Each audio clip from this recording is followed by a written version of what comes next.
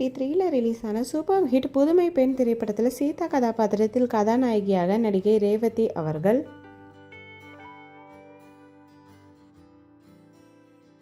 ரேவதியின் கணவர் ராமச்சந்திரன் கதாபாத்திரத்தில் கதாநாயகராக மறைந்த நடிகர் பாண்டியன் அவர்கள். டேவிட் கதாபாத்திரத்தில் மறைந்த குணச்சித்திர நடிகர் பிரதாப் போத்தன் அவர்கள்.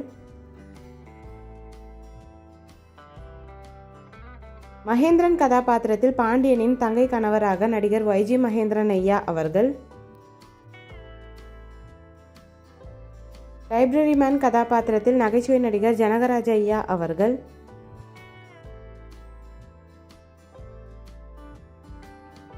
ராஜசேகர் கதாபாத்திரத்தில் பாண்டியனின் MD-யாக நடிகர் ராஜசேகர் அவர்கள்.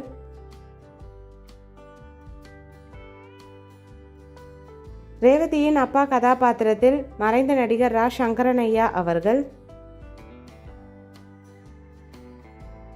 பாண்டியனின் அம்மா கதாபாத்திரத்தில் நடிகை VR திலகம் அம்மா அவர்கள்.